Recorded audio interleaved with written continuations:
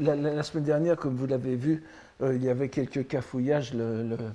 Les allers-retours entre les PDF et les PowerPoint sont vraiment trop difficiles. C'est pour ça que je vous ai distribué aujourd'hui une feuille en sino-japonais que vous pouvez trouver à l'entrée. Sinon, ceux qui ne l'ont pas peuvent venir la prendre ici, où il y a le texte que nous allons voir aujourd'hui.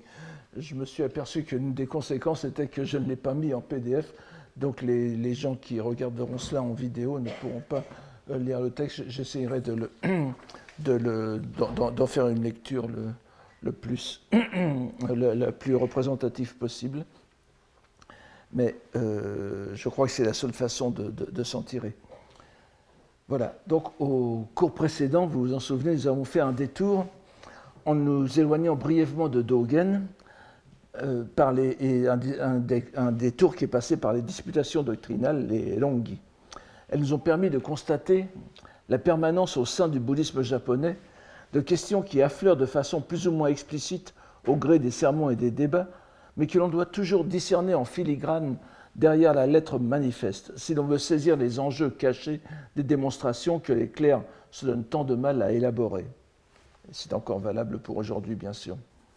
La question disputée que nous avons survolée, et qui pourrait effectivement dater du XIIIe siècle, portait sur l'identité des lettres ou graphèmes, monji, voire des signes même, et l'identité de ces lettres, donc, et de la libération Gedatsu. Nous avons vu comment le scoliaste, en reformulant habilement les citations scripturaires ou scolastiques, comme pour l'enseignement de Vimalakirti, le Yuimagyo, cette citation que l'on peut traduire littéralement « à part des lettres », n'est-ce pas, séparément des lettres, il n'est pas d'exposé du sens de la libération, ou pour Chöyi aussi, les lettres se détachant sur la nature de Bouddha, c'est la libération. Donc en modulant sensiblement le sens premier du chinois par la lecture japonaise. Donc en reformulant de la sorte, il remet au cœur du dogme de la nature de Bouddha, ineffable par essence, ce qui peut passer pour le plus évanescent des phénomènes et le moins propre à exprimer l'absolu, c'est-à-dire les lettres ou les graphèmes. Cette idée n'est pas lancée en l'air, mais s'appuie sur des témoignages imposants, comme Saicho et Huiwen, Emon, le fondateur du Tiantai chinois. Et cette citation disant « Le maître de méditation pénétra la porte de l'enseignement de la non-dualité au sein même des lettres, Monji no Uchini ». Ces lettres qui sont reliées au graphème originel Honnu no Ji de Kukai, mais qui se trouvent aussi telles quelles, incréées, naturelles dans notre monde, Jinen no Mon, encore une formule de Kukai. On peut traduire ici ce Jinen no Mon, n'est-ce pas, les signes. Je ne proposerai pas de traduire le signe de la nature. C'est un peu un détournement. Les signes qui apparaissent spontanément dans le monde, qui ne sont pas faits de mains humaines. Donc, en remettant ainsi les lettres au centre de la pratique bouddhique, les débatteurs, car n'oublions pas que l'objectant est au fond d'accord avec le répondant, vous vous souvenez, ils posent un ferme argument à l'encontre de la maxime bien connue du Zen, le non-établissement des lettres, Furyu-moji, que nous avons vu mentionner déjà par Gyonen dans son Hashu Koyo, vous vous souvenez des premiers cours. Nous avons aussi remarqué dans le même ordre d'idées que l'objectant donnait une citation de Kukai qui comprenait une autre maxime bien connue du Zen, Ishin Denjin, transmission de cœur à cœur, d'esprit à esprit, dans un contexte où l'écriture est comparée à la lie de la pensée. Mais cette assertion sera intégrée et transcendée dans une autre citation du même Kukai. Vous voyez, on fait débattre entre lui-même et lui-même, un personnage illustre. Ce détour, pour ainsi dire propédeutique, devait mieux nous armer pour aborder les trois cours qui vont commencer aujourd'hui, qui seront consacrés à un même thème que nous avons déjà évoqué plusieurs fois. Il s'agit de la prédication de la loi par l'inanimé, Mujo Seppo. Ce thème est tout particulièrement intéressant parce que nous avons la chance de le voir traité par Dogen selon deux modes langagiers différents qui vont nous permettre de mieux discerner le rôle que le maître donne à chacune des deux langues dans l'exposé de sa pensée. Certes, nous avons la chance d'avoir précisément ce couple sino-japonais bien délimité sous ce titre. Mais ainsi que nous l'avons déjà suggéré, il s'en faut de beaucoup que cette question soit limitée à cet unique sermon, ou plutôt à ces deux sermons. Il est bien entendu que la question de l'inanimé est reliée directement à celle de la nature de Bouddha, Bussho, et celle-ci est omniprésente dans le Shobogenzo. Cela veut dire que dans un nombre considérable de sermons, nous trouvons des passages qui débouchent ou déboucheraient sur l'évocation de ce thème. Ce n'est pas lié du tout à l'intitulé que je donne ici. Vous retrouverez des évocations partout chez Dogen. J'essaierai d'en donner au moins un exemple dans l'un des deux cours qui suivront. Mais nous pouvons à présent nous concentrer sur la question précise de la prédication de la loi par l'inanimé. Je viens de le dire, nous avons la chance d'avoir de cette question un traitement exemplaire en raison de son déploiement en deux langues. Tout d'abord, le long sermon 46 du Shobogenzo, dans l'édition que j'utilise, n'est-ce pas? Donc, qui est en style mixte, japonais et sino-japonais, mais ensuite sous la forme du sermon 452 de l'Eihei Koroku, c'est-à-dire ce que je traduis par le recueil étendu ou le large recueil de Eihei, rédigé complètement et pour cause, bien sûr, en langue chinoise. C'est celui donc que vous avez sous les yeux en principe. Si vous ne l'avez pas, vous venez le chercher ici, où il est à la table dehors encore. Il doit en rester des exemplaires. Avant d'entrer dans le vif du sujet, il convient de présenter en quelques mots cet ouvrage, à juste titre considéré comme le second plus important de Dogen.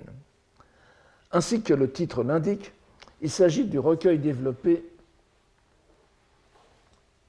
du temple Eihei, c'est-à-dire du nom du temple où Dogen a exercé l'essentiel de son activité, qu'on pourrait traduire par la paix éternelle, n'est-ce pas, la paix durable, et qui est aussi le nom monastique que se donne Dogen. Vous verrez que Dogen, pour se nommer lui-même, dans ses sermons chinois, va s'appeler Eihei. C'est là qu'il avait exercé l'essentiel de son activité de maître et de prédicateur dans la dernière partie de sa vie. Il l'avait fondé sur l'invitation de l'un de ses nobles disciples, Hatano Yoshihige, je ne m'étends pas sur tout cela, dans la province de Echizen, n'est-ce pas, qui est l'actuelle préfecture de Fukui, donc au nord-ouest de Kyoto, entre 1244 et 1246, sur les terres d'un temple Tendai d'ailleurs à l'origine. Divisé en 10 livres, ce recueil a été compilé par 3 de ses disciples. Je vous en donne les noms ici sans m'étendre sur le sujet, cela ne peut pas trop nous arrêter. Mais il faut savoir que l'édition définitive est très tardive aussi, elle est de l'époque d'Edo, n'est-ce pas? Si le premier livre recueille des sermons prononcés avant le Heiji, dès le second sont donnés ceux datant de 1244, et ils vont jusqu'au livre 7 des 10 livres, et l'an 1252, juste avant la mort de Dogen, qui est mort en 1253. Ces 7 premiers livres nous donnent ce que l'on pourrait appeler les sermons solennels de Dogen, que l'on appelle Jodo, n'est-ce pas? C'est littéralement la montée à la salle de prédication, à la salle la salle du Dharma, n'est-ce pas? La salle de loi, Hatto. Le 8e contient des sermons mineurs, le 9e, que nous aurons l'occasion d'aborder brièvement tout à l'heure, contient des hymnes de louange au maître, et le 10e est un recueil de textes poétiques de Dogen, louanges, hymnes et poèmes, tous de livres de style chinois. Et nous aurons bien sûr l'occasion de revenir sur ce livre 10 avant la fin de cette année. La caractéristique de ce large recueil, le contraste évident avec le Shobogenzo, est bien sûr la langue. Alors que le réceptacle de l'œil de la loi correcte, comme je traduis Shobogenzo, est écrit en sa surface, dirons-nous. Je vous ai déjà exposé les problèmes de compréhension langagière que nous devons avoir à l'égard de ce texte. Donc l'écrit de surface est la langue japonaise, et pas toujours d'ailleurs, mais c'est une appellation trompeuse. Et j'emploierais volontiers l'appellation que donnent les Japonais pour le Shobogenzo en japonais, le Kana Shobogenzo, opposé au Mana, qui est en caractère chinois, donc, dont je vous ai déjà parlé, qui est un petit recueil de 300 koan, une sorte de petit dossier qu'avait Dogen qu'il a gardé, semble-t-il, toute sa vie, qui est à l'origine de son Kana Shobogenzo et qui est entièrement rédigé en chinois parce que ce n'est qu'un recueil de citations. Donc on pourrait parler du Kana Shobogenzo, le réceptacle de la loi, le réceptacle de l'œil de la loi correcte en signes syllabiques. Le large recueil, donc le Koroku, le recueil étendu, est ouvertement et manifestement en langue chinoise. Alors la question première serait de savoir si c'est du Kanbun, c'est-à-dire du sino-japonais, du chinois lu à la japonaise, ou du chinois oral, n'est-ce pas? Ces sermons qui ont été prononcés solennellement en chair, n'est-ce pas, Jodo, ne sont transmis qu'en chinois.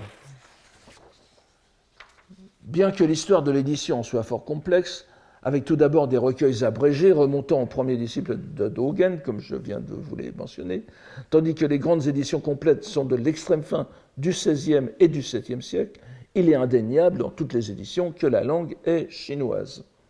On pourrait en ce cas penser que nous avons affaire à quelque chose qui nous rappellerait ce que nous avons vu à propos des disputations, des Rongyi, c'est-à-dire que ces sermons étaient d'abord effectués oralement en japonais, pris ensuite par écrit, une sorte d'écriture cursive, presque sténographique, avant d'être remaniés en chinois écrit, en sino-japonais, dans un style chinois si imprégné de japonais qu'on peut le qualifier de hybride, n'est-ce pas? Hentai Kanbun, c'est le cas des disputations en général. Et d'ailleurs, si l'on fait l'expérience très simple de faire lire ces textes à une personne de langue chinoise modérément instruite de langue classique, cela mettra en évidence que la connaissance du chinois ne donne accès qu'à une compréhension restreinte de la syntaxe. Celle-ci ne suit la syntaxe chinoise que de façon segmentée, alors que la phrase d'ensemble reste dans la syntaxe japonaise. Ceci pour les disputations. Ce n'est pas du tout l'impression que nous avons à la lecture du recueil étendu, le Koroku, Eihei Koroku. Tout d'abord, il se distingue du chinois classique habituel au Japon par les traits que nous avons déjà soulignés abondamment. La langue n'est pas classique, ce n'est pas du chinois classique. Mais si chinois hybride il y a bel et bien, c'est le chinois du continent, où se mêlent les éléments classiques et les éléments de langue parlée chinoise, caractéristiques des textes Chan, et ce n'est pas du tout un chinois matiné de japonais.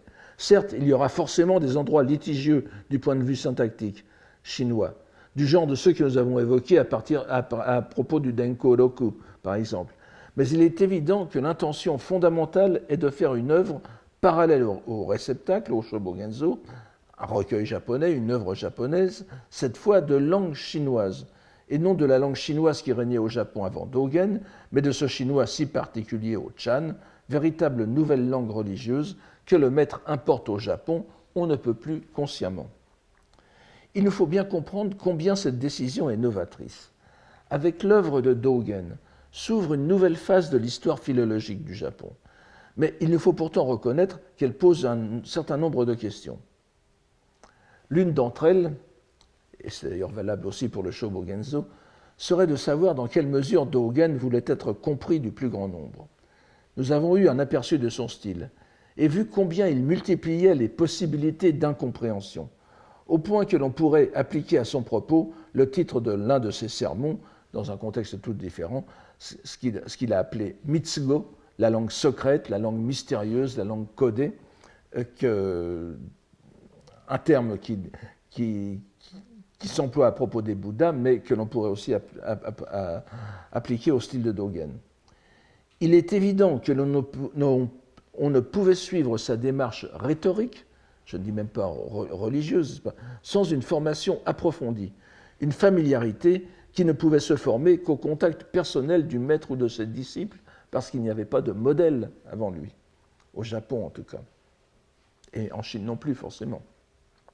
Cette opacité du discours se retrouve dans ses sermons en kana, comme dans le recueil étendu. Ce n'est bien sûr pas qu'une question de langue. Ici cependant se pose une autre question. Le Eihei Koroku, le recueil étendu, est certes rédigé en chinois, mais en quelle langue les textes recueillis, les textes de ce recueil, ont-ils été prononcés? Cette question n'est pas anecdotique, et je vous dirais que je n'ai pas la réponse. Mais quelle que soit la réponse que l'on y apportera, il faut être conscient de son importance. Le recueil étendu est en effet le dernier ouvrage rassemblant l'enseignement de Dogen, avec des textes datant de la toute fin de sa vie, 1252. Il vient bien après le réceptacle de l'œil de loi qui est en kana, n'est-ce pas, et ne comporte pas un seul texte en japonais. Il pourrait être exporté tel quel en Chine. Et qui sait si ce n'était pas l'intention première de Dogen. Vous savez que tout au long de l'histoire du Japon, il y a eu cette idée, ce désir de reconnaissance, non seulement des religieux, mais aussi des littérateurs, des poètes japonais, ce désir de reconnaissance venant de Chine. Et jusqu'à l'époque d'Edo, et parfois même après, encore un peu après l'époque d'Edo, les grands poètes en kanji, en poèmes sino-japonais, soit allaient jusqu'à Nagasaki pour rencontrer des Chinois et leur montrer leurs poèmes, ou bien essayaient de faire exporter leurs poèmes par des commerçants jusqu'en Chine. Il est tout à fait envisageable, comme ça a été le cas aussi de l'Ojo Yoshu, n'est-ce pas, de Genshin au Xe siècle, il est tout à fait envisageable que Dogen voulait faire connaître sa pensée en Chine. Et en effet, c'est un produit exportable. Et il révèle de ce fait une évolution dans l'attitude langagière de Dogen. Dans la solitude de l'Eiheiji, loin des affaires mondaines et de la nécessité de se faire comprendre d'un plus large cercle de pratiquants et de fidèles, Dogen pouvait en quelque sorte modeler son auditoire et le mettre au niveau qu'il attendait de vrais disciples. Il s'est constitué un auditoire idéal susceptible de comprendre ce qu'il disait dans cette langue. Pour esquisser brièvement, donc, enfin, pour cette histoire de la langue de prédication de Dogen, les meilleurs spécialistes japonais actuels pensent qu'il prêchait vraiment en chinois. Il y avait des Chinois dans l'entourage de Dogen à l'Eiheiji, des Chinois qu'il avait suivis de Chine. Il s'est peut-être créé un petit noyau de gens susceptibles de comprendre sa langue, son chinois, et je dirais même son idiolecte, puisque il faut faire la part aussi de la capacité réelle de Dogen en chinois, mais il pouvait, comme ça arrive souvent chez des sinologues japonais, il pouvait parler un chinois oral tout à fait correct, avec une prononciation très lourdement japonisée, mais qu'on a été habitué, il n'y avait pas de raison que ça ne passe pas. C'était vraiment pour un milieu très restreint. Mais pour esquisser brièvement ici déjà un élément de notre conclusion, la succession chronologique de Shobogenzo Eihei Koroku, donc réceptacle de l'œil de la loi correcte, et le recueil étendu du Eiheiji, révèle une véritable démarche hiéroglyphique chez Dogen, avec tout d'abord une démarche préparatoire, une sorte de propédeutique langagière, par laquelle il familiarise son auditoire avec un nouveau mode d'expression, le chinois Chan, avec ses zokugo, ses vulgarismes, n'est-ce pas, qui abondent dans le Shobogenzo déjà, ou donc les éléments de la langue parlée qui forment en réalité une nouvelle dimension du langage religieux, habilement mêlée à la langue japonaise des sermons bouddhiques et des débats scolastiques. L'ultime recueil serait alors le point d'aboutissement que préparait le Shobogenzo. Passer du japonais, aussi singulier qu'il puisse être, au chinois modèle qui est celui des maîtres que se reconnaît Dogen. Et en maniant à son tour ce chinois idéal, Dogen se transforme en authentique maître chinois du Chan. Je ne pense pas qu'il y ait d'autres exemples aussi lumineux d'un itinéraire religieux et langagier dans l'histoire du bouddhisme japonais.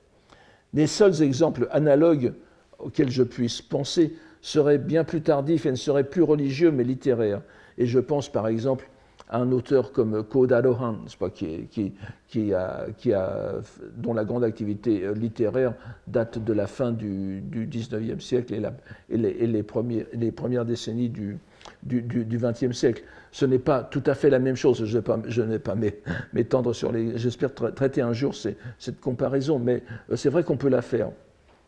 Et en tout cas, ce n'est pas unique, mais c'est certainement le cas le plus original, et c'est ce qui rend Dogen encore plus digne d'intérêt. Et cela nous ramène à notre question. Jusqu'où le maître a-t-il poussé l'identification et le retour à la langue chinoise?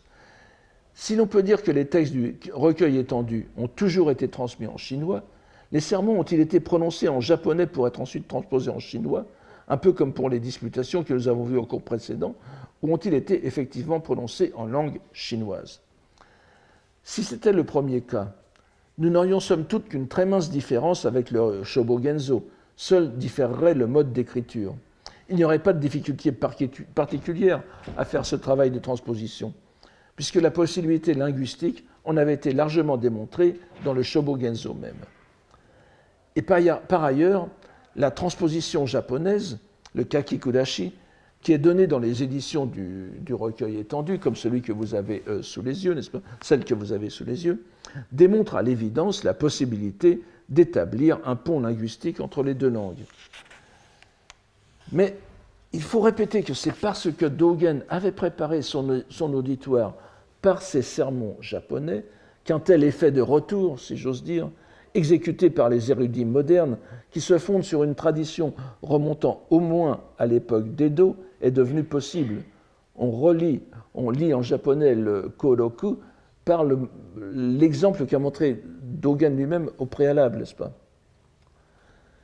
Si c'est ce qui s'est effectivement passé, nous n'aurions pour la réalisation orale du sermon que la répétition de ce qui s'est passé auparavant avec les sermons du Shobogenzo. L'originalité ne résidant, mais c'est déjà beaucoup bien sûr, que dans le style écrit. Mais je vous l'ai dit, selon une majorité des spécialistes modernes de Dogen, c'est bel et bien en langue chinoise que Dogen aurait prononcé ses sermons. Si l'on adopte cette opinion, et c'est bien évidemment celle vers laquelle je pencherai moi-même, s'ouvre une extraordinaire perspective sur l'itinéraire langagier de Dogen, et sur les rapports non seulement qu'il entretient avec les deux langues, mais sur les rapports qu'il crée entre elles. Je voudrais en effet montrer que le thème qui est traité dans les deux langues, les deux sermons en chinois et en japonais que nous allons voir sur ces trois cours, pourraient certes se lire de façon indépendante, sans interférer entre eux, sinon d'une façon que l'on pourrait dire intellectuelle et comparative, mais qu'il en va en réalité tout autrement. La version chinoise, qui est postérieure d'une certaine façon, pourrait certes se suffire à elle-même. Elle est bien plus brève que la japonaise et se présente de façon assez simple.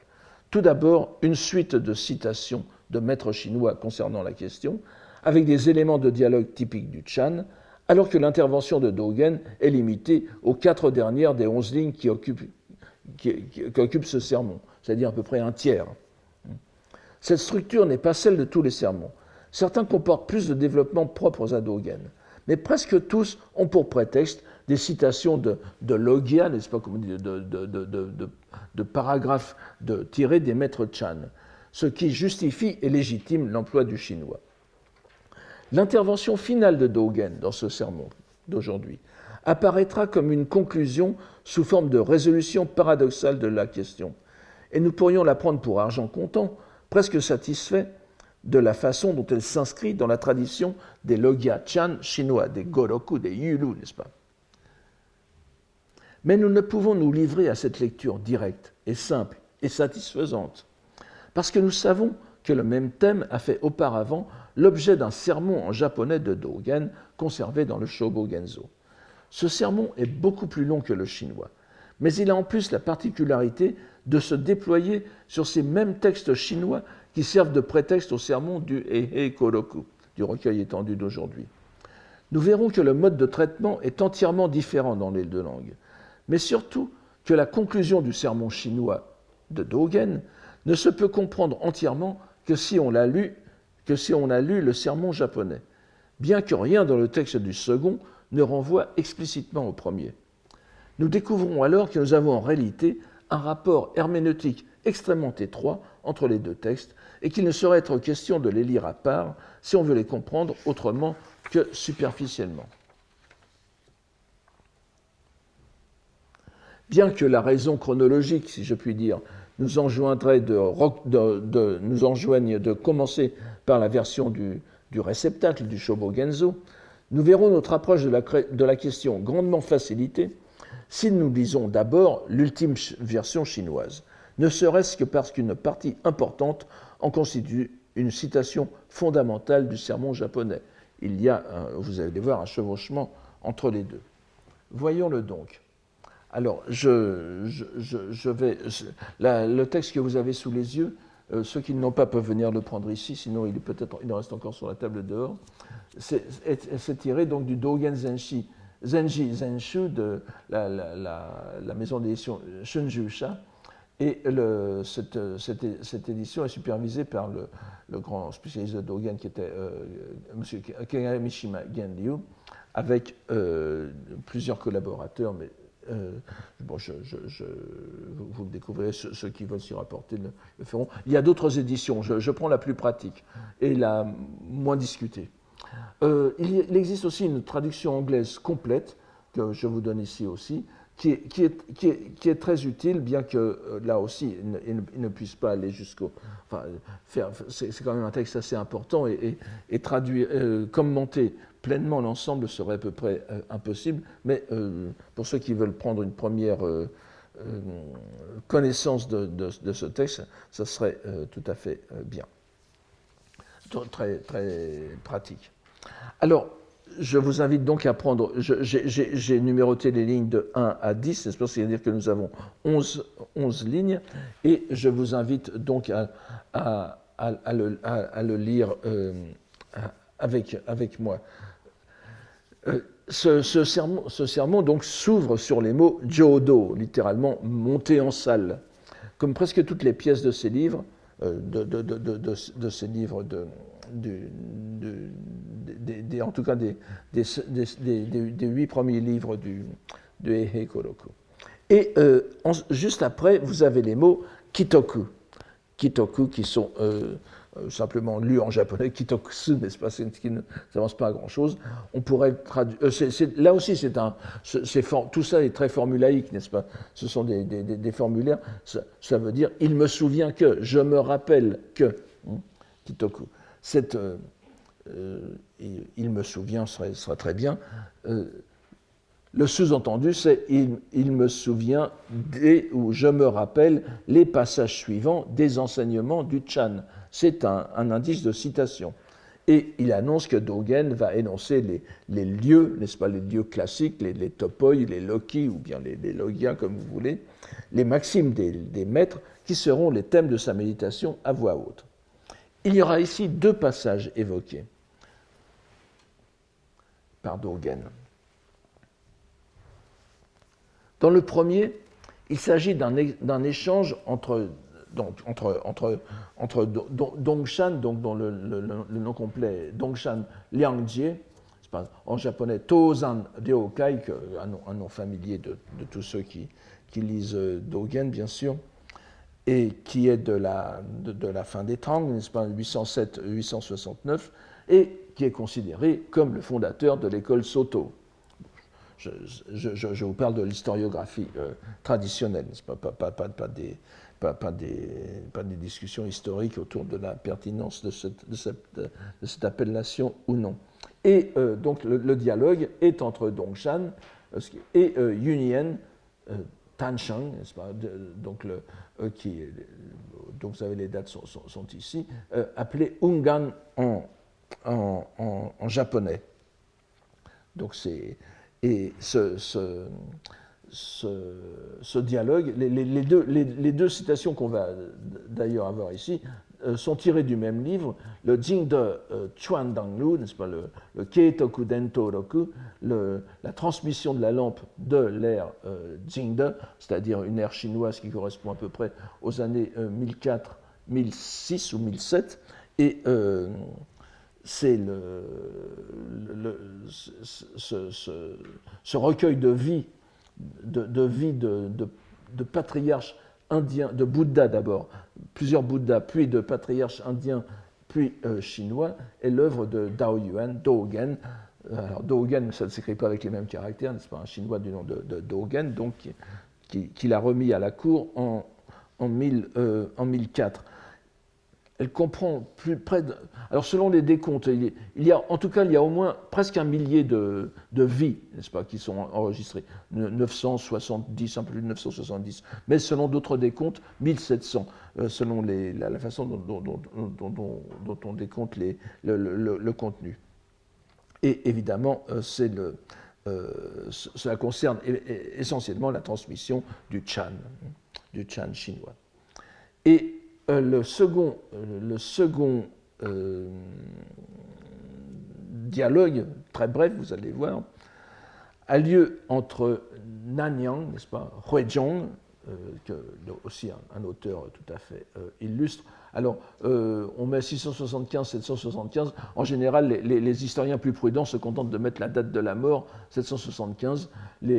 Bon, il n'est pas impossible qu'il ait vécu 100 ans, mais on sait bien que jusqu'à l'époque moderne en Chine, les moines avaient tendance à non pas à se rajeunir, mais à se vieillir considérablement pour montrer l'efficacité de leur pratique. Mais enfin, rien ne nous empêche de le croire. Et alors que le premier fragment de dialogue est du livre 30, celui-ci est du livre 15 du Dento Roku. Alors, c'est entre donc Nanyang, qui était bien sûr le disciple de Huineng, n'est-ce pas, de Enno, le sixième patriarche, l'une des figures les plus importantes de l'histoire du Chan chinois et japonais, qui était mort en 713. Il avait reçu le titre de Guoshi Kokshi. Je vois que les Américains, les auteurs américains parlent souvent de national teacher. Parfois en français aussi on parle de maître national. Ça me semble ce ne semble pas une bonne traduction. Koku implique le royaume, n'est-ce pas? Ce n'est pas une nation, c'est un royaume, c'est-à-dire une contrée qui a pour centre un souverain, un roi ou un empereur. C'est le royaume ou l'empire pour la Chine. Le Kokushi, c'était le maître, le précepteur que le souverain désignait soit comme son précepteur personnel, soit comme quelqu'un digne d'enseigner tout le royaume.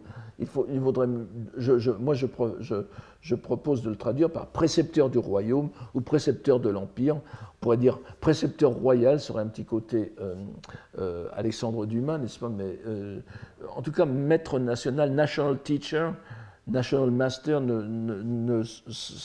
c'est un anachronisme, me semble-t-il. Enfin bon, c'est... enfin voilà, donc je traduirai ici par précepteur du royaume. Et alors, commençons donc par ce premier. Le premier dialogue est un peu plus long, l'autre beaucoup plus court. Et le premier dialogue va être conclu par une sorte d'éloge, de stance, n'est-ce pas? Alors, il me souvient donc, alors ça correspond donc à la ligne 1, n'est-ce pas, celle que j'ai mis, livre 1 du texte chinois. Il me souvient que Dongshan, se rendant pour la première fois, vous voyez que c'est Hajimete Sanzi, n'est-ce pas, c'est se rendant pour la première fois en tant que disciple, n'est-ce pas, c'est pas une visite de courtoisie, c'est une visite pour recevoir l'initiation au Chan. Donc, il me souvient que Dongshan, se rendant pour la première fois auprès de Yunyan, qui devint son maître, lui demanda, c'est moi qui rajoute ça, n'est-ce pas, l'inanimé prêchant la loi, quel genre d'hommes peuvent-ils l'entendre? Alors, je vous invite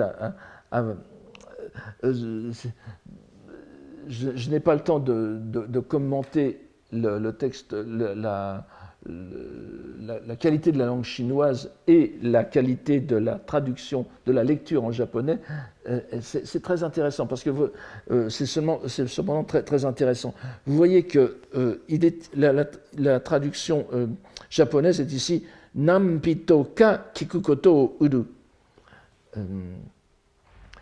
On pourrait aussi dire nan no shito.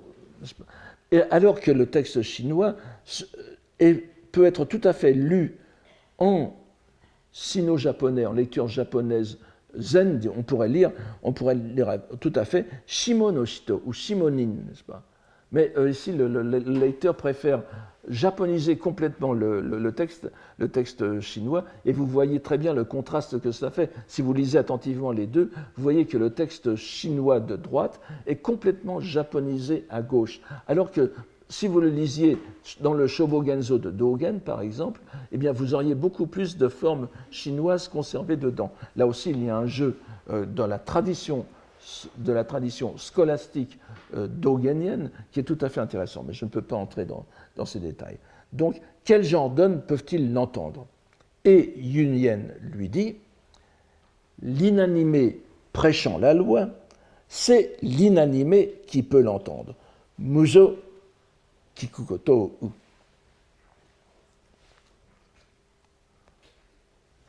On remarquera que nulle définition n'est tentée de la locution centrale, d'abord de Mujo Seppo et surtout de Mujo, l'inanimé, on ne dit pas ce que c'est, qui est donc considéré comme un donné compris des deux interlocuteurs. La question porte sur la possibilité d'entendre la prédication de l'inanimé et non sur l'existence du phénomène. Je vous demande de garder cela en tête pour lorsque nous aborderons le Shobogenzo. Ici encore, comme dans les disputations, nous avons des échanges, ça n'a pas de rapport, mais encore que ça peut avoir un rapport lointain, mais je ne vais pas m'étendre là-dessus. Je vais vous faire remarquer que nous avons des échanges en 3 reprises. Le second échange, donc là nous venons de voir le premier échange, se déroule un peu plus lentement. Et Dongshan demande à Yunyen, « Et vous, maître, l'entendez-vous aussi, la prédication de l'inanimé ?» Ce qui impliquerait, selon une logique normale, que Yunyen appartiendrait à l'inanimé, bien sûr.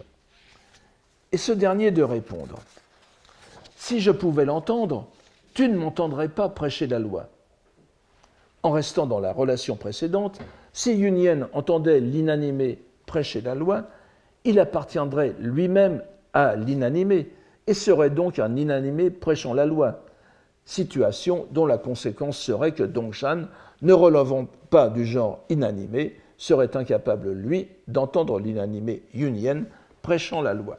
C'est la deuxième reprise. Vient alors la troisième reprise, au cours de laquelle Dongshan mène l'aporie à son terme. Aporie dont se tire et nous tire Yunyen par une pirouette rhétorique qui nous ramène au mouvement même de l'enseignement tel qu'il s'opère entre maître et disciple. On a donc une virée dans le paradoxe pour retomber sur quelque chose de très concret. Dongshan dit en effet, « S'il en est ainsi, je ne vous entends pas prêcher la loi, maître. C'est bien sûr contraire à l'évidence, puisqu'il est certain que Dongshan entend Yunyen. Mais le maître prend le disciple au pied de la lettre, le disciple prend le maître au pied de la lettre et lui retire dessous le pied le tabouret pseudologique. Excusez-moi.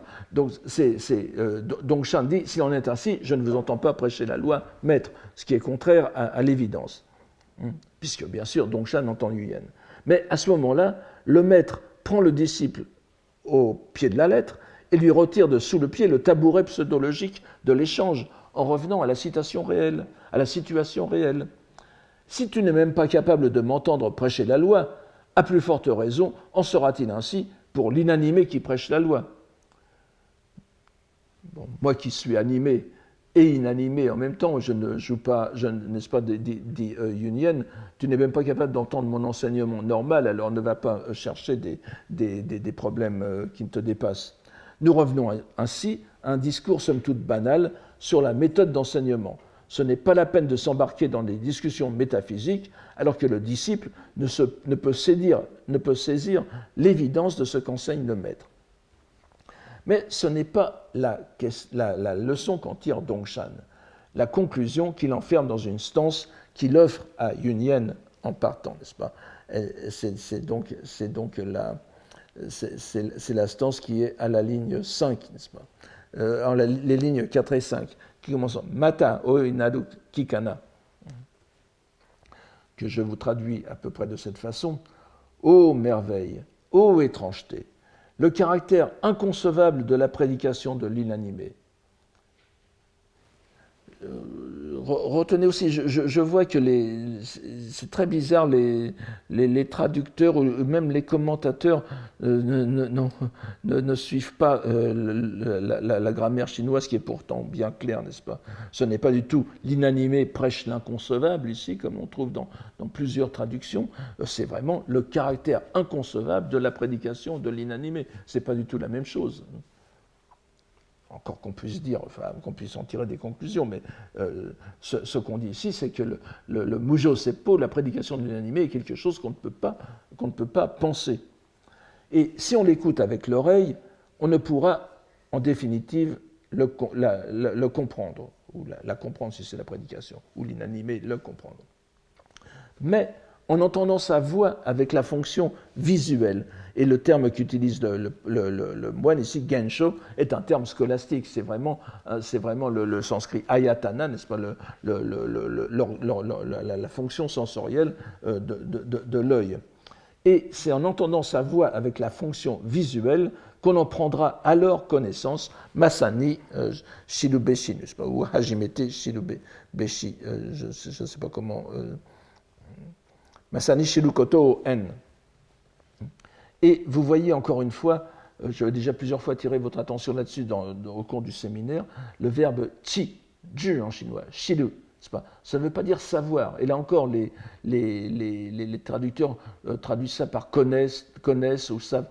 Ici, chi, shiru veut dire prendre connaissance. C'est l'aspect incoatif, n'est-ce pas? C'est le moment où la conscience, le shin, si vous voulez, pour parler le mental, aborde la frange temporelle où il aborde son objet. C'est très important de voir cela. C'est-à-dire que la fonction, c'est presque ici la fonction sensorielle qui est donnée dans son... C'est le moment où ça va intégrer la conscience. Alors, prenons date. Il n'est pas difficile d'imaginer ce que les poètes japonais ont pu faire de ce passage, qui nous rappelle bien sûr le commentaire de Dohan sur cette synesthésie, un commentaire que nous avions lu lors du cours sur Kukai. Et pour mettre les points sur les i, je vous rappelle que Dohan, le grand commentateur ésotérique de Kukai, et qui était aussi d'ailleurs qui est un esprit encyclopédique, est mort en 1252. Il est contemporain n'est-ce pas, 1252, Dogen est mort en 1253. Nous sommes dans la même période. Et je vous donne cette citation de Dohan qui finit ainsi. Alors, n'est-ce pas, l'opération, n'est-ce pas, Yu, la mise en fonction des 5 organes sensoriels, ce qui signifie des opérations réciproques, c'est-à-dire interchangeables, qui font que l'œil écoute, que l'oreille voit, et ainsi de suite. Nous avons exactement ici la même idée, donc, qui est reprise déjà dans un poème chinois, et une idée qui circule à l'époque de Kamakura, au temps de Dogen aussi.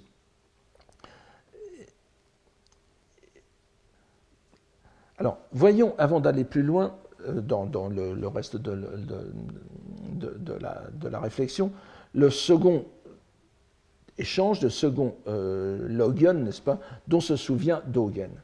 Il remonte à une époque plus ancienne. Alors, c'est ce qui est après la stance des 4-5, n'est-ce pas? Donc, nous sommes à la fin de la ligne 5. Donc, il remonte à une époque plus ancienne, puisque c'est Huizhong, donc Echu, n'est-ce pas, le précepteur du royaume, qui en est le protagonisme. Et là, la question est, l'inanimé prêche-t-il lui aussi la loi?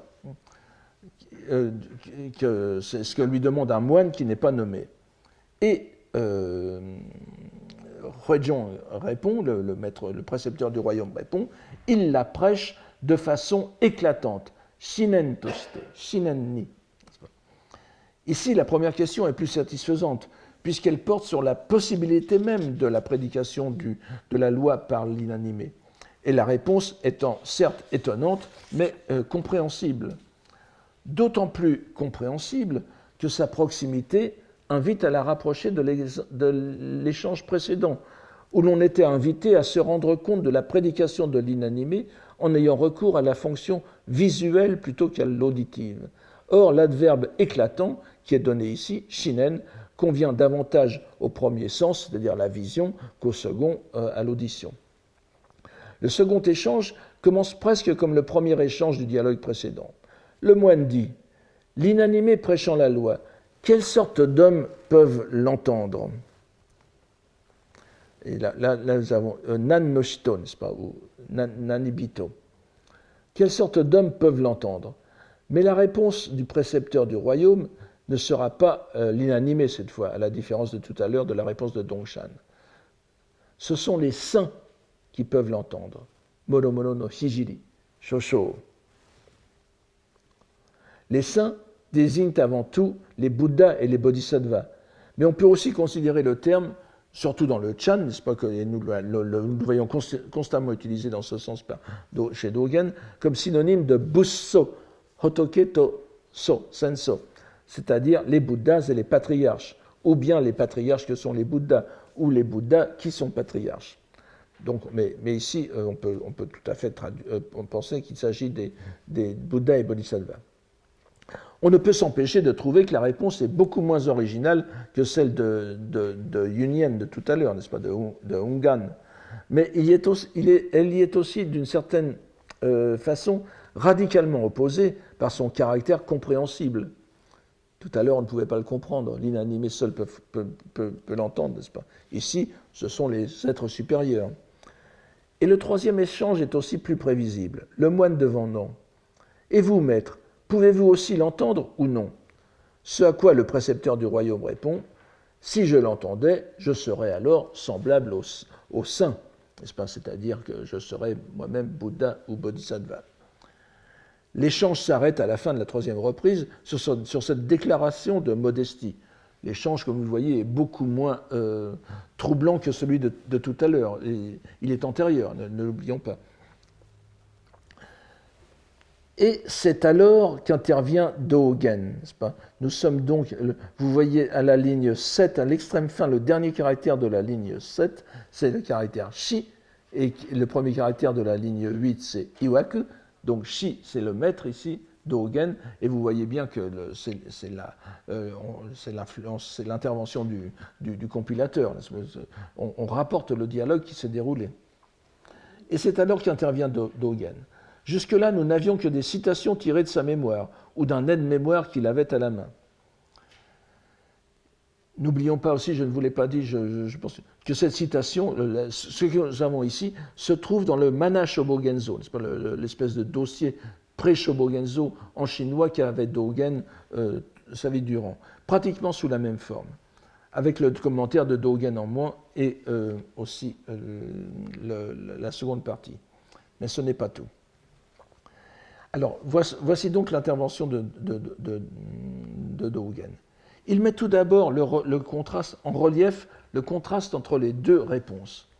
Le précepteur du royaume, c'est-à-dire Huizhong, dit que ce sont les saints qui peuvent... Huizhong, oui. Le précepteur du royaume dit que ce sont les saints qui peuvent entendre l'inanimé, sous-entendu l'inanimé. Et Yunyen dit que c'est l'inanimé qui peut l'entendre, la prédication de l'inanimé. Bien qu'ils parlent ainsi, pourquoi ne disent-ils pas tout simplement que ce sont les profanes ordinaires, les bombous, qui peuvent l'entendre? En effet, est-ce que justement cette prédication de l'inanimé, elle est décrite comme inconcevable, quelque chose d'absolument inconcevable, mais ce n'est pas si inconcevable que cela. Je n'aurai pas le temps de développer cette idée, mais elle aurait été très répandue dans le bouddhisme, n'est-ce pas? Et ce ne seraient pas justement ces profanes ordinaires qui seraient les premiers concernés. Pourquoi cela? Vous savez que dans les trois véhicules, le deuxième des trois véhicules, qui est le véhicule des Bouddhas solitaires, les Byakushibutsu, les Pratyeka Bouddhas, qu'on appelle aussi les Dokkaku, ceux qui se sont éveillés tout seuls. Comment s'éveillent-ils? Ils s'éveillent en contemplant la nature, n'est-ce pas? Ils voient le changement des saisons, les feuilles qui tombent, les fleurs qui fleurissent, les feuilles qui tombent, et ils prennent conscience de l'impermanence des choses. C'est-à-dire que c'est en contemplant l'inanimé qu'ils arrivent à la réalisation du dharma bouddhique. C'est exactement cela. vous voyez qu'on peut, on peut comprendre l'inanimé, la prédication de l'inanimé à un échelon tout à fait ordinaire et compréhensible, ce qui sera une idée qui sera souvent reprise dans le bouddhisme, dans la poésie bouddhique japonaise. Mais bien sûr, Dogen ne va pas rester à cette explication simple, peut-être simpliste pour lui. Et il poursuit donc. Mais dites voir, c'est comme ça que je traduis ce Shibaraku Iye, n'est-ce pas, Tie Dao en chinois. Mais dites voir, quelle loi l'inanimé prêche-t-il donc? Ça aussi, c'est une bonne question. Si on me le demande à moi, c'est là qu'il utilise n'est-ce pas, je leur répondrai à ceux qui me le demandent qu'il expose 7 lois, Shako no Ho, c'est-à-dire 7 lois, celle que chacun expose lorsqu'il est en train de faire un sermon ou de l'expliquer, et c'est tout, sous-entendu.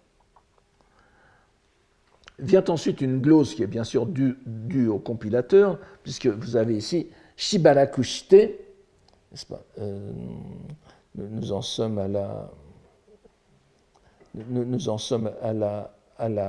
la ligne 10, à la ligne 10, n'est-ce pas? Vous voyez Ryokyu-un en chinois, n'est-ce pas? Ryokyu-un, qu'on peut dire Shibaraku shite, et Iwaku, qui est du chinois tout à fait correct.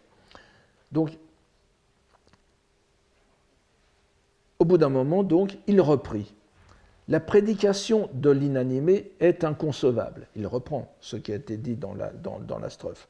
Les ainsi venus, les Nyorai, Sanzen Nyorai, les Bouddhas des 3 temps, passé, présent, futur, la reçoivent avec foi, Shinju, n'est-ce pas, qui est un terme qui se trouve souvent dans les sutras, et surtout dans le sutra du lotus, alors que c'est, vous voyez, la rhétorique de Dogen est toujours étonnante, n'est-ce pas? Ce Shinju, ce ne sont pas le sujet normal du verbe Shinju, recevoir avec foi, accueillir avec foi, ce sont les auditeurs de la loi dans le Sutra du Lotus. C'est un terme qui se souvient très, très couramment. Ce ne sont pas les Bouddhas la connaissent, la loi. Ils n'ont pas à la recevoir avec foi. Mais ici, Sanzen Yorai Horeo Shinjusu, n'est-ce pas? Il intervertit, encore une fois, et nous reverrons dans le Shobogenzo, il intervertit systématiquement les rôles et l'inanimé prêche au Bouddha. Alors, et évidemment, il va finir sur un sarani. Alors là, il faudra dire tare, n'est-ce pas, ce asue, qui est du chinois tout à fait parlé de l'époque. Qui aurait-il encore à pouvoir la comprendre, cette prédication de l'inanimé, en plus des Bouddhas des 3 temps, ce qui est quand même. Et il répond un simple bâton de moine, Ishi no shujo, naozari ni koreo, sous-entendu shiru. Un simple bâton de moine, comme celui que j'ai en main, et évidemment nous sommes en scène, il est en chair, n'est-ce pas, pourrait-on dire, un simple bâton de moine s'en rend compte, en prend conscience.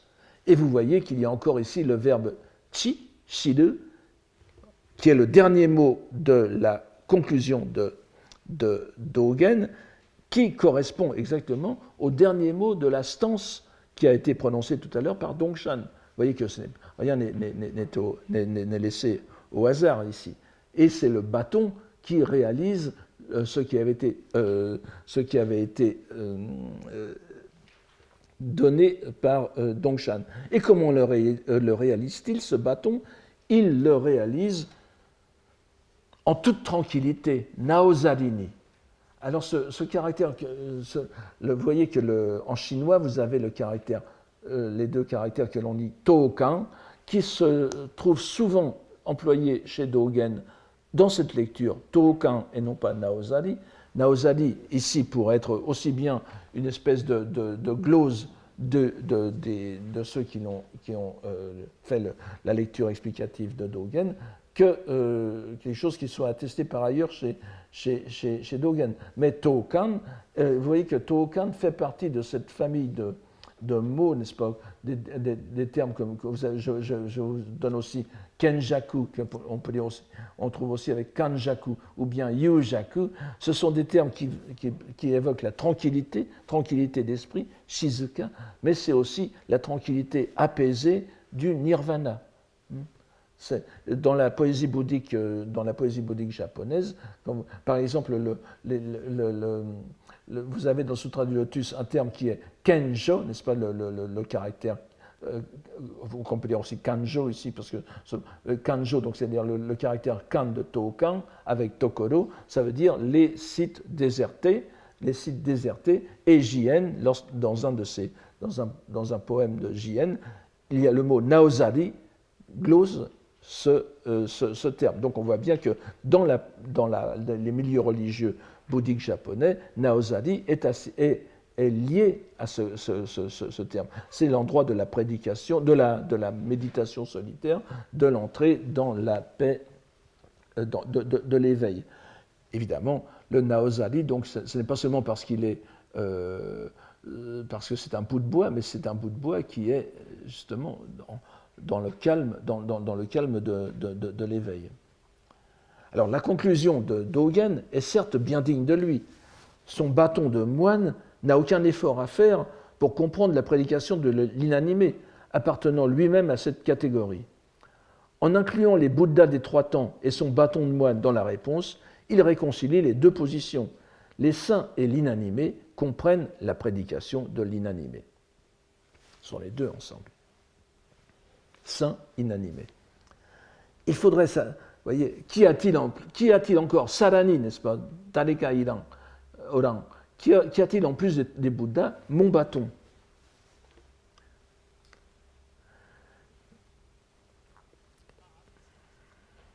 Et évidemment, si l'on porte jusqu'au bout, mais ce n'est pas la peine d'aller si loin, mais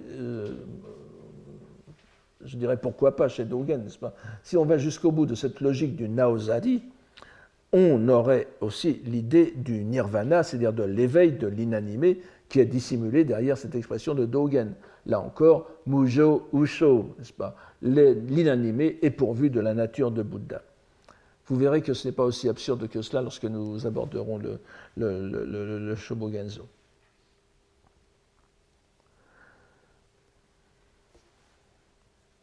Donc nous voyons que Dogen, en confrontant les deux citations, se livre lui-même à une véritable disputation par maître interposé, et que c'est lui qui apporte la synthèse Ezu, n'est-ce pas? Je vous avais dit que le but de la disputation, du dongi, c'était de faire se concilier des opinions opposées. Ici, nous en avons deux. Dogen en cite deux, n'est-ce pas? Qui comprend l'inanimé? D'un côté, seul l'inanimé, de l'autre côté, les saints. Et lui va apporter la synthèse entre les deux. Et répond-il cependant à sa question sur les profanes ordinaires? Pas de façon implicite, à moins que l'on ne considère shakonoho, c'est-à-dire cette loi-ci, n'est-ce pas, comme la réponse. Tout enseignement et prédication de l'inanimé est donc accessible aux profanes vulgaires, aux bonbous, aux profanes ordinaires. Et nous allons revoir tout de suite cette question, parce que nous avons déjà dit que cette question du mujo seppo, de la prédication de l'inanimé, était très importante pour Dogen. Elle figure aussi ici au numéro 452 du recueil étendu, du Eihei Koroku, mais elle est aussi dans le Mana Shobogenzo, comme je vous l'ai dit. Et elle est reprise dans ce même Eihei Koroku au livre 9. C'est le koan numéro 52. Et le texte est semblable, exactement le même, mais il s'arrête à l'éloge de Dongshan. Il s'arrête à Shiru. Et ce qui arrête, il n'y a pas la partie sur Huizhong, n'est-ce pas, Echu, qui est moins intéressante, bien sûr, du point de vue doctrinal. Mais ce qui arrête notre attention, en revanche, c'est que, immédiatement après cette stance, Dogen ajoute lui-même un quatrain d'éloge que nous traduirons ainsi. Je vous ai donné ici le Kaki Kudashi. Alors, il y a un gros problème linguistique au second vers, là où j'ai mis Shoheki Samuaraba Are Somoku no Haru. Je choisis de le lire comme ça. Après tout, il n'y a pas de raison. Je reviens dessus dans un instant. Voici la traduction que je propose. La prédication de l'inanimé, c'est l'inanimé qui la comprend. Le caractère hue à la fin du premier vers est en japonais, et ce veut dire ici comprendre et pas rencontrer, n'est-ce pas? Ce n'est pas une assemblée, c'est vraiment comprendre. La prédication de l'animé, c'est l'inanimé qui la comprend. Le printemps sur murs et murailles, sans parler des arbres et des herbes. Profanes et saints, les animés n'y ont pas part. Ce sont les monts et les fleuves, le soleil et la lune, les constellations. Ce n'est pas un poème facile, comme vous le voyez, qui est dans un chinois tout à fait, je pense, enfin je ne suis pas locuteur chinois de l'époque, mais il n'y a rien d'étonnant, sauf que ce n'est pas un beau poème, bien sûr. Alors, la locution chinoise parlée, qui est au deuxième vers, que l'on lit en chinois, mo jiao, qui a normalement un sens négatif indéniable. Il est attesté dans les textes donc, de langue parlée, même ou qui reproduisent la langue parlée, même de l'époque des Tang, n'est-ce pas? Mais c'est comme synonyme de puyao, n'est-ce pas? Il ne faut pas. Il ne faut pas. Alors, donc, ce sera un impératif négatif. Sans parler en chinois classique, ça voudrait dire ne pas faire faire. Alors, si bien que pour l'instant, je me rallie à la glosse japonaise, Samo Arabade, donc qui veut dire quoi qu'il puisse en être, qu'importe ce qu'il en est. Donc, la prédication, donc le printemps sur murs et murailles, sans parler des arbres et des herbes va très bien. Et vous voyez que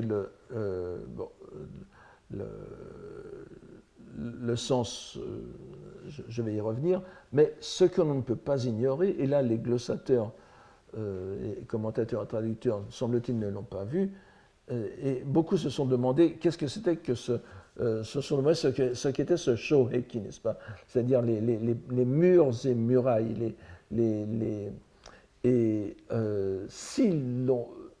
je pense que n'importe quel Chinois et Japonais de l'ancienne et jusqu'à encore quelques années, en lisant ce poème, en lisant surtout ces vers, pense immédiatement. Vous voyez qu'il y a Somoku au second vers et Sanga au quatrième vers, soit Yamatokawa. Donc Kusatoki et Yamatokawa. Évidemment, n'importe qui lisant ça, ces quatre caractères pense immédiatement à l'un des poèmes les plus célèbres de Tu Fu et l'un des poèmes les plus célèbres de toute la poésie chinoise, n'est-ce pas, le Chunwang, n'est-ce pas, Shunbo,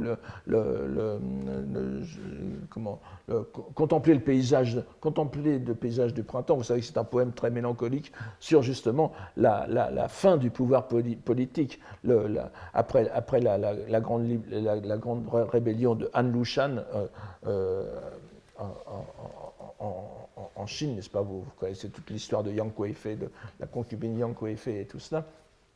Donc, le royaume est détruit, Kuni Yabudete,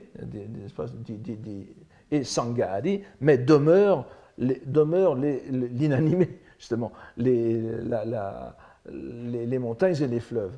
Et ensuite, le vers suivant, Jo Hanunishite Somoku Fukashi. La ville forte, la ville fortifiée, n'est-ce pas? Jo veut dire, c'est Shiro aussi, c'est-à-dire c'est la ville entourée de murailles. Donc la ville est au printemps et la végétation, puisqu'elle est en ruine, y abonde. Et vous voyez bien que Somoku répond ici. Si bien que le Shoheki de Dogen répond en réalité au Jo de Tu Fu. Il n'a pas allé chercher la... Enfin, bien sûr, Dogen est un être comme Ulysse, polytropos, n'est-ce pas? Il a de multiples couches. Mais il y a certainement... On voudrait que cette paroi, ça soit la paroi face à laquelle le pratiquant du zazen, contemple, médite. Certes, mais en même temps, c'est un rappel du verbe de tofu. Et vous voyez qu'il y a une allusion, la prédication de l'inanimé. D'un certain côté, le poème de Tofu est une prédication de l'inanimé, n'est-ce pas? Le royaume a disparu, le royaume des êtres animés, le souverain a disparu, il est parti, il a aussi fait exécuter sa concubine en route, n'est-ce pas? Et l'inanimé demeure. Et l'inanimé nous apprend une leçon, même chez Tufu, n'est-ce pas? Tufu n'est pas spécialement bouddhique, mais la leçon, c'est que les royaumes passent, n'est-ce pas? Donc, alors, ce détour par Tufu nous aide à comprendre le sens qui met Dogen. L'inanimé, dans ce quatrain, est seul à comprendre. Et profanes et saints, et vous voyez que vous avez ici Bonjo, n'est-ce pas? Il remet, vous voyez qu'il remet dans ce vers sa question de tout à l'heure. Pourquoi ne parle-t-il pas des profanes? Profanes et saints, Ganryo veut dire aussi l'animé, n'est-ce pas? Ujo, Ganryo est un synonyme de Ujo, littéralement ceux qui contiennent une âme. Eh bien, Honore no Bun Nyarazu, pour les animés que sont les profanes et saints, ils n'ont pas part à cette prédication. Et la conclusion, seul l'univers Utsuwa, n'est-ce pas, Kiseken, l'univers réceptacle, y a part. Mais voyons encore un peu plus le sens. Alors, l'inanimé dans ce quatrain est seul à comprendre, et profanes et saints, comme en réponse à son commentaire de la salle de prédication, sont réunis ici dans l'exclusion de la compréhension. Mais si l'on prend garde au fait que ce quatrain vient en réponse à celui de Dongshan, où il est affirmé que c'est la vue qui permet l'audition de la loi, c'est-à-dire la contemplation de la nature, et que c'est bien ce qui est évoqué par Dogen, il faudra alors prendre garde au sens du troisième vers, qui pourrait être compris comme profanes, saints et les animés que sont les profanes et les saints, ou en général profanes, saints et animés, c'est-à-dire aussi les animaux, ne sont pas à part, c'est-à-dire qu'ils seraient tous inclus dans la nature environnante, ce qui est une lecture tout à fait possible. Ce serait évidemment le lieu de reparler ici de la définition de l'inanimé, des possibilités qu'il aurait de prêcher la loi. Mais l'on voit bien que ce n'est finalement que dans cet éloge de Dogen que l'on aborde le sujet. Cet extrait de propos Chan chinois apparaît déjà 3 fois chez Dogen, jusqu'à maintenant, dans ce que j'ai cité.